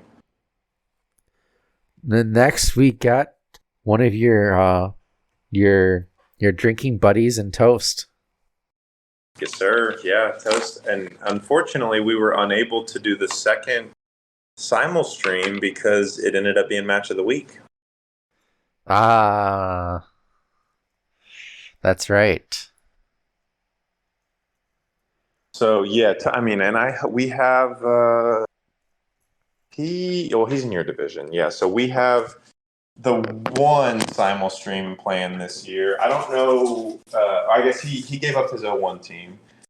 So yeah, we've got the one simul stream plan this year, and I'm gonna have to come up with some cocktail to make for the people. Yes, for the people. And that was Toast's idea from, I think, season 8. He did it by himself, and I thought it was just the coolest idea that he made team influenced cocktails. I think it was something like that. Yeah. Yeah, of his opponent. I thought that was really cool. We'll have to ask Toast what the official name of that is, or what he calls that. Yes, and so Toast, I've got he's got Ichiro Catcher. We've seen that. We've seen Ichiro win a Goldie. They're actually back-to-back Goldies in Season 5 and Season 6. I stole the idea from Crazy back when we had to do the puzzle. And I won one in Season 6 after Crazy did in Season 5. We've got Weber twins on the left side at left and shortstop. That proves to be dangerous. And where's Toast? Toast is at Tin Can. They can hit the wall. Very balanced speed wise. He's got 6 runners, tier 4 or better. So he's got a 1 tier 2 runner. I think it's Sophie Meyer. Yeah, the Pujols clone. And then he's got great arms outside of basically 2 pitchers, Nancy Chin and Sophie Meyer, and Sophie being his first reliever. So I think this is a really well put together team. I think he has power. He has a true power bat in Xena. Baco can hit for power. Alexis Weiss, like it's a good team. I see him having success even in a tough division. I think that this is a really, really, really good team for TCA. Yeah, I agree. I think that Toast, based on all the teams that we've looked at, I think Toast is the favorite to win this division. I agree, and I have him 9-5, which is 1 game better than I've got the other 3 veterans in that division. Yeah, I would agree with that. I would not be surprised if Toast goes 10-4, but Sophie Meyer with power-ups, that is just Dangerous. that's incredible. The only downside and is she doesn't run well, but the 7 games on cement will help her a little bit with that, and she can survive without power ups at all if she needed to. So yeah, that's a nice benefit for him.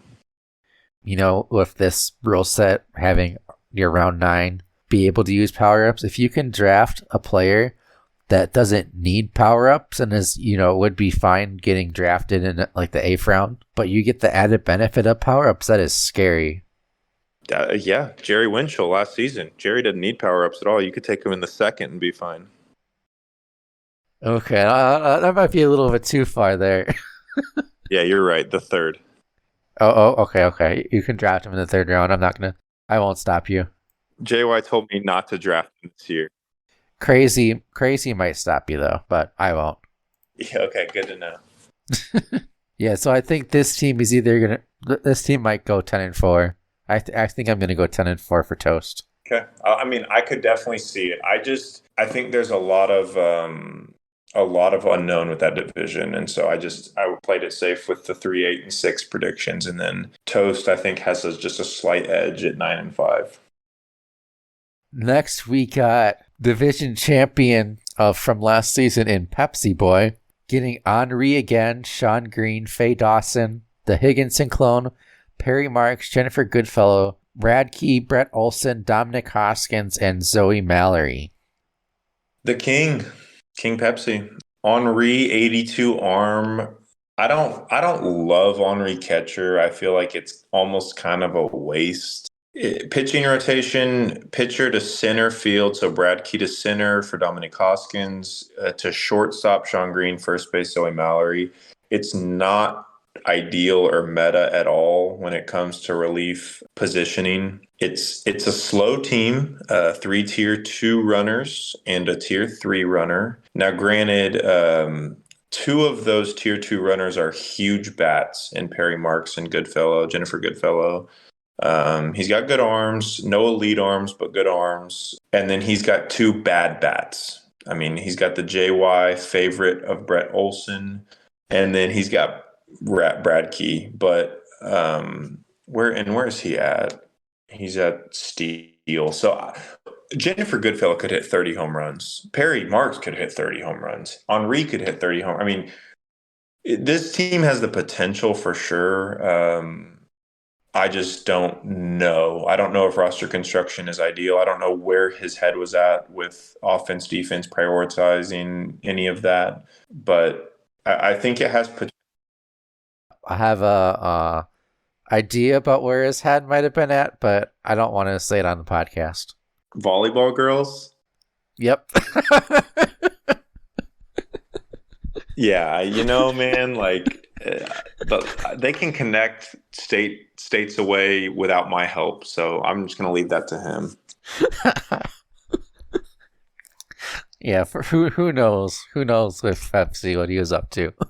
And let me just say, I am super stoked that we have a young person who is relatively redirectable. Like he'll make kind of out of pocket comments, and then he'll apologize, he'll backpedal. Like, I've really enjoyed having him, and I think maybe that's just because I'm biased because I work with middle school kids. But I think even though he's a little spicy at times, he's been really, really good to have. Yeah, I know. Like we, might joke around with him and mess with him, every once in a while, but really enjoy having him around, and he's a great addition to the community as well. I agree. Great energy. Yeah. All right, what you got for him? Okay, let's quickly see what in the beginner division, or I mean inexperienced division. So I think that people will not be able to exploit his defense as well as if he was in the front yard west, for example, or the backyard east with all the vets, and having the possibility of having 3 or 4 games against people that are really experienced. I think that's going to benefit him. Based on how the other teams in this division are going to go, I think Pepsi's gonna go 8-6. I've got that exactly. I almost went 7-7, but I don't want to disrespect his ability. He's proven.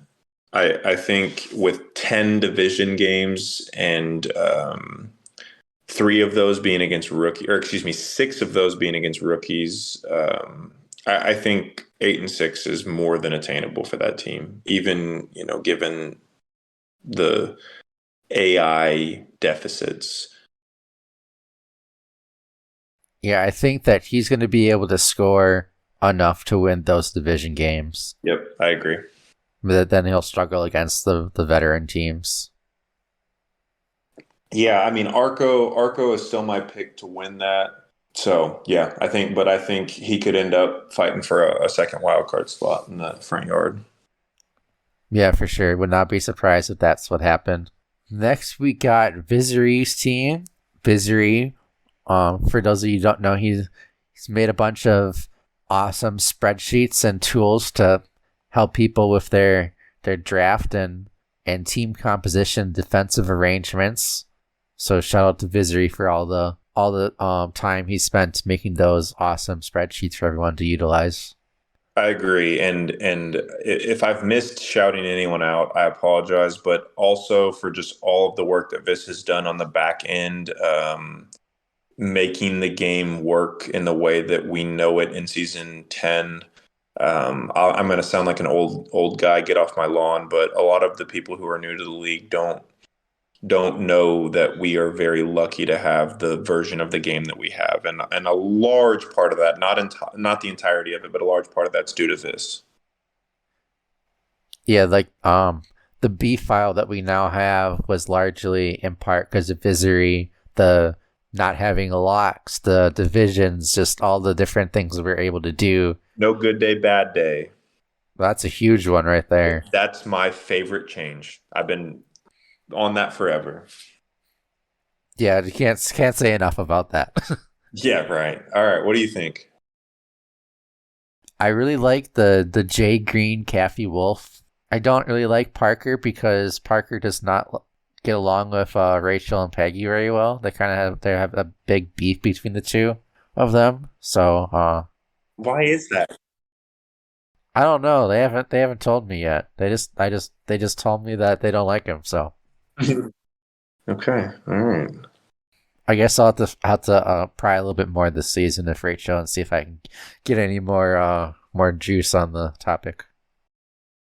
Well, and yeah, he's got Mary Riley catcher, low stamina, 24, but great arm, and then relief order from pitcher to third base to catcher to shortstop. So this is maybe the worst relief rotation I've seen.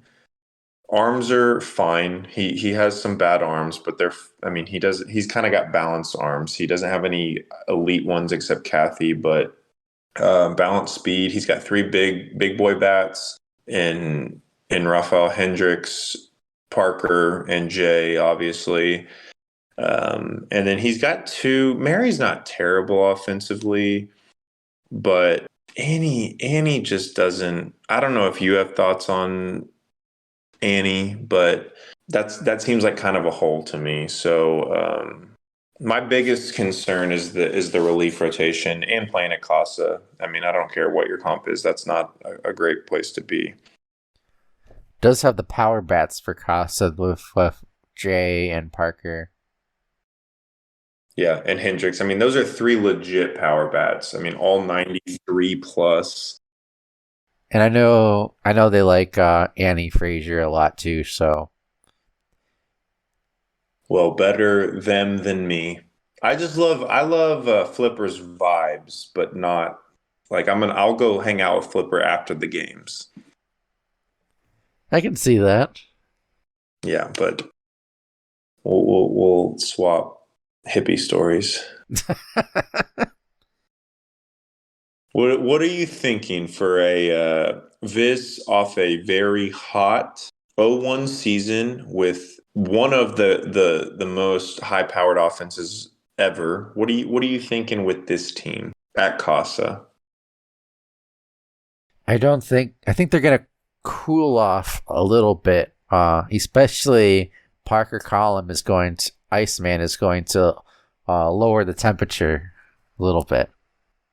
I like that. But I do think it's going to be really solid. Going to be in a tough division though.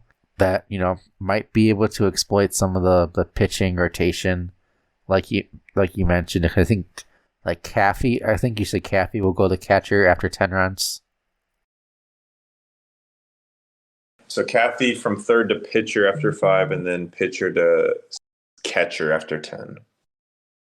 Well, this is kind of going to be pretty tough, but I think that this team is going to go. Let's go with 7-7. So it's funny you say that. I wrote 8-6, and then I scratched it out around 7-7. I think this is a little more high on their 0-1 team, and this is a tough division. So I think any of the four of us could sneak one from them. So yeah, I'm with you. 7-7. Then next, we got your team. So what do you think about the team that you drafted for your 03 season? Do you want me to go first on my team, or do you want to go first on my team? I'll go first, I guess. So we got Trent Sizemore at catcher. That's solid. I mean, Trent's personally not my favorite, but I know certain people he does do really well. If you got Randy Johnson in the Randy Johnson in the 4th round, that's really good value right there. I really like that. Lisa at shortstop, I like that. Depending on, it looks like that Lisa will come in after 10 runs. That might be a little bit of an issue. Sheila in center, that's solid. Uma, nice power. Arlene Perez, I really like the Maria clones. I think those have been a little bit undervalued, especially last season. I think they're slowly going up in value more to where they should be. Kind of like the 8th roundish, which is what you took. And then Ricky Johnson at first base. That's been a really solid defensive AI pick. That's been pretty proven. I think Ricky's made the World Series twice at first base. So, Yeah. And I think JBA Who had him before? JBA? I think JBA did him at season 6. Ricky's a really solid defensive player with that height, and you got speed. Mighty Rangers are at TCA, so that is a cement, so Ricky can, use more of the grounders and try to use his speed to get on base. Cliff Floyd, really solid. You got Cliff and the Cliff clone. Double Cliff. I like that at TCA. And even Hellerman might be able to hit the wall. Hellerman can hit the wall, let it be known. I think this is a really solid TCA team. Pretty much every one of your players can either hit the wall or has the speed to grounder and get on base. I think this is a really well put together TCA team. And based on what I've seen so far, I think this would be my prediction to win the division at 10-4. Oh, I'm very grateful for that. I have myself at 7-7. Part of that is probably just scrimmages, and I'll come clean now because I like to give credit where credit is due. Ace helped me draft this team. I reached out to him and obviously wanted to extend the invitation back, but I was like, look, I know draft season's your favorite, yada yada. Do you want to help me draft this one team? I drafted my 0-1 team myself, but he was like, yeah. And so this is very different for what I would generally put together. And so I'm a little nervous about generating offense with it, but I've had some success. And so I'm cautiously optimistic, and I'm mostly nervous about playing with a bunch of battle-tested players or coaches rather. So we shall see. I think you don't have anyone. I mean, you might make the argument for Ricky. That's a really offensive. Like, okay, I'm really like cringing when this person is coming up to bat. I mean, you could say if you have runners on base for Ricky, but I think if you construct your lineup in a way that Ricky is going to go after some of the run producers and kind of Mm-hmm. have a clean, and but you also have power ups too, so that might He, mitigate some of that as well. yeah, he hits. Trent. Trent's the one I'm most nervous about hiding. I mean, really, him and Ricky, just because they're so weak. I'm high. I reached out to Uria to ask about advice for Ricky, and he kind of gave me some good advice. But Ricky's hitting ninth behind Arlene Perez, and Gwen Sears, the Cliff Floyd clone, leads off. So it's been hit and miss with the scrimmages. I'm excited to see how it goes, but I wanted to bring back my. This is one of the teams that has returned, the Mighty Rangers. I know the Green Giants of Crazies has returned, but I wanted to give a shout out to Jason David Frank, or in honor of him, the Green Ranger, the original Green Ranger and White Ranger that passed away earlier this year. So You could never go wrong with a ace drafted team. for real. Probably the best drafter. He's the draft goat.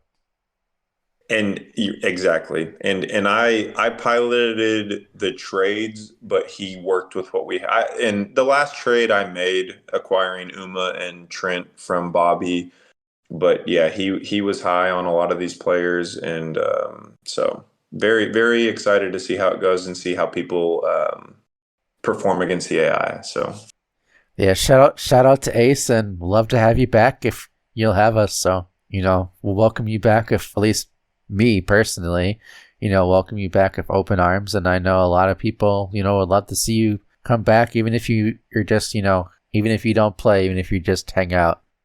yep. The last team we got here is the Thunder from Down Under, It's Marco. ironic since he's a day ahead.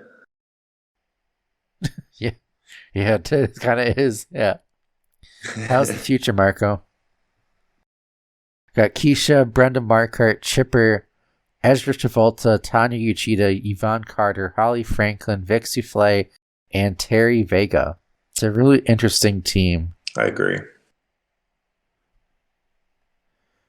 You got the Nomar clone, you got Chipper, Mm-hmm. Brenda starting, and then what's the pitching rotation look like? So he goes Brenda into Delgado clone, Yvonne Carter, who's at first, into Chipper, who's at third, into Vic, who's at shortstop. So that's real. That's my biggest knock. It's a very, very well put together team outside of that relief rotation. The one thing that I know, he had a lot of kind of like line drive players last season, and he didn't do the best with that, so it's kind of more of the same. Yep. So that would be my one thing, is like, as far as he drafted kind of players in a style that he didn't do so well at last season, but part of it might have been because he was at Steel and that wasn't the best field.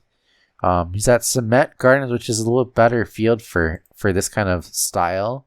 So we'll see how that goes. He's also in the division that is kind of, I mean, other than Mello, is pretty wide open. So I really don't know what to expect from this. I'm going to say that Marco is going to go either 5-9 or 6-8. So yeah, I'm with you. I had wrote down 7-7, and then thought maybe 6-8. Maybe 6-8. I would have to dig into the schedule on his out of like division games, without knowing how the rookies are going to perform. I'm with you though. He's got Terry as his best power bat, who he has said he's been having some success with.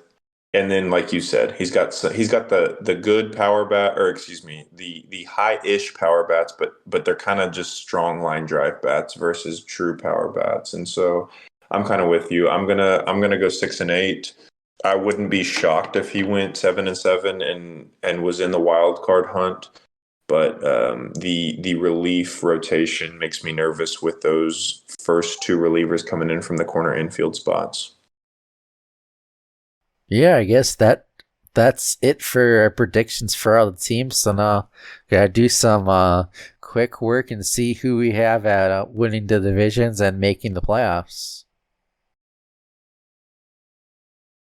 Well, we've got Mello, and I think some of it we weren't really sure on a couple. I think we both had Toast. Yeah, toast for the backyard east. I had Arco. I don't know what you predicted, Arco. Arco for the front yard east. Mm-hmm. I think I had Arco for that. Yeah, I did. Yeah, Arco for the front yard east, and then I had you for the front yard west. Mm-hmm. I have Crazy based on what I've written. So the wild cards. So it's two per. Yeah, so it's two wild cards, but it's the best two. It's not like it can be. Right, from anywhere. I've got five people. Wait, hold on. Front yard. I guess, I mean, based on this, I would have Pepsi and Bobby because I've got Vis and I at 7-7. And then in the backyard, I've got either you, Chris, or JY, two of those three. I've got all y'all at 8-6. So I got Bobby at 8-6. I got Crazy at 8-6. I got Chris at 8-6. So it's and I got Pepsi at 8-6. So it's those four. So Chris's I gotta pick. backyard. Okay, Chris's backyard. Okay, so yeah, so it's between Crazy, Chris, Bobby, and Pepsi. No, not Chris. Wait, did I say Chris again? Yeah, Crazy, Pepsi, and Bobby. Yeah, Two of those three. Crazy, Pepsi, and Bobby. Okay, so I am going to go. I think Crazy makes it based on the experience, and then I think it's gonna come down to those head-to-head games against for the Astros and the Diamondbacks. Yep, I think you're right. I mean, that's going to be exciting too. Dubois, Diamond, and Steele. I'm gonna go with the Diamondbacks. I think that they'll be able to score because especially because of the road games. I think that and the field not being the best for the Astros, I think that might be their downfall. And I think that Diamondbacks are going to be able to score runs, and I think that's going to put them over the top. Yep, a lot of times that's what does it. I could see that for sure. Our four looks a little different just because based on what I predicted, I have Crazy, Arco, Pepsi, and Bobby. You just left out Bobby for me. I think so. Yeah, I had you with the either you or Arco, tied with the first seed, and then Crazy and Pepsi. So I got to pick between. I don't exactly remember what the tiebreakers are as far as like interdivision games or whatever, or like interleague matchups. I know like head to head is number one, and I haven't looked at the schedule as far as who plays who where for those games. Mm-hmm. But I think I'm gonna go with I'm gonna give the advantage to you since I really since Ace drafted your team. Thank you. That's the decider, huh? That's the fact. That's the decider, yeah. And it's at TCA. So I'll go with you. So that'll be gonna be you versus Pepsi in the first round, and then Arco versus Crazy for the front yard. And then I think you beat Pepsi, and I think Crazy beats Arco. And then to get to the World Series, that's tough. Honestly, might flip a coin for that one. Arco's my pick, honestly, and I'm just looking at this. It's my best predicted record in the front yard. Arco's my front yard pick to make the World Series. I think beats the sophomore slump and has a good year. I could definitely see that. I think that just Crazy has that playoff experience and knows how to win in the playoffs. And I think that's gonna be the difference right there. I think I'm gonna predict you to make the World Series. God, Nate, don't do that to me. I'll try to put together a good second half for you. I actually think that the way that you have your roster constructed, it might take you a few weeks to get used to the team, but once you do, it'll be really hard to stop. I'm hoping that the AI gives people trouble and I can kind of take a little bit of time to get used to it, like you said. And then for the backyard, I had Mello with the top seed, and I had Toast winning the other division. Now, who would be the wild card?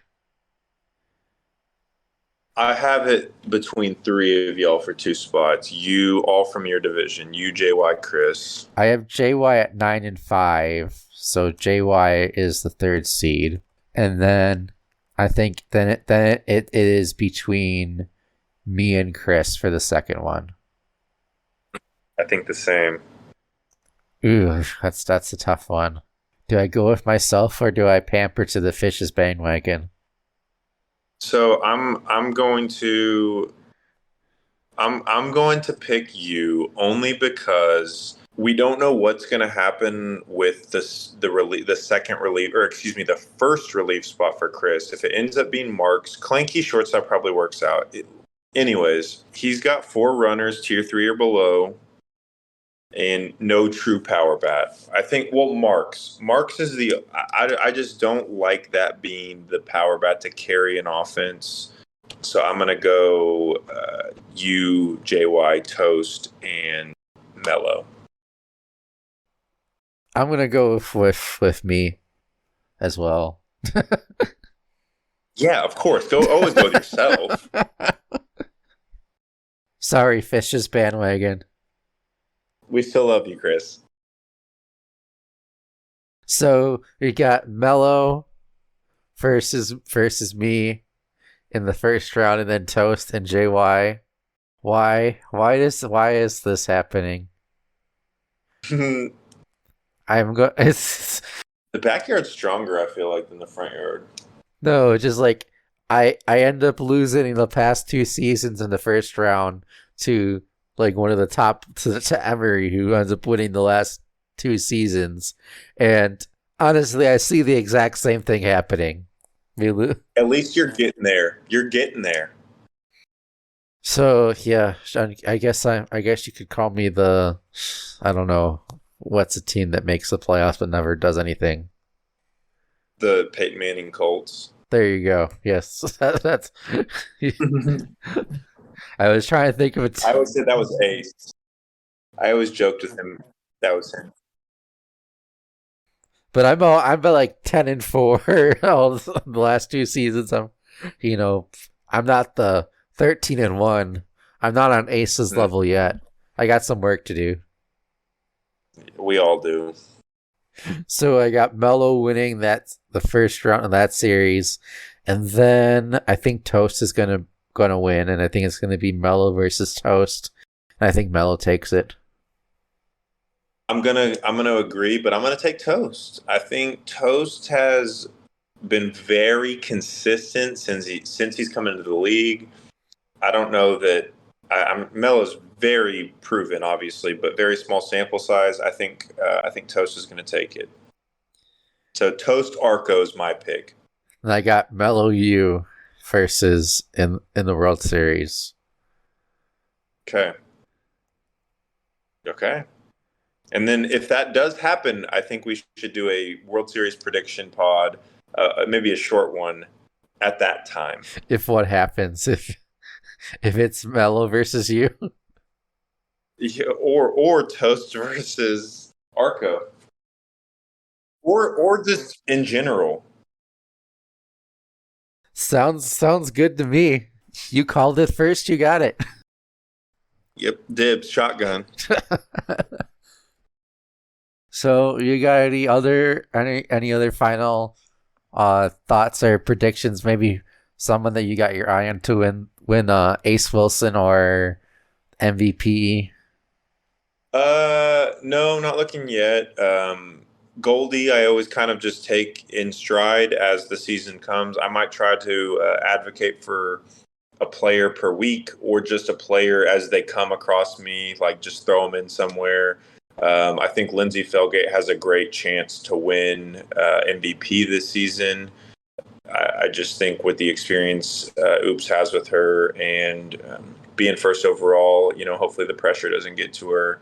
And then other than that, I would just encourage everyone to have fun. Don't take it too seriously. If you find yourself burning out, try to find some just it's a children's game that we're all having fun with. And so try to find joy in it and not too much stress.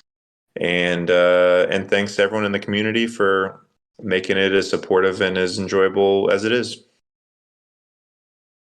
Thanks, Wiz, for hopping on and having this conversation and talking about all the games this game that we really enjoy and this community that we have a blast being a part of. Looking forward to the season and looking forward to seeing you in the World Series. Here's to hoping, and go Chiefs. You got Chiefs winning the Super Bowl. I do as well. That's my team, so yeah, I have to. I've been a fan since 2020. It's been great. 2020. Nice. But with that, that's gonna do it for us at Backyard Sports Center.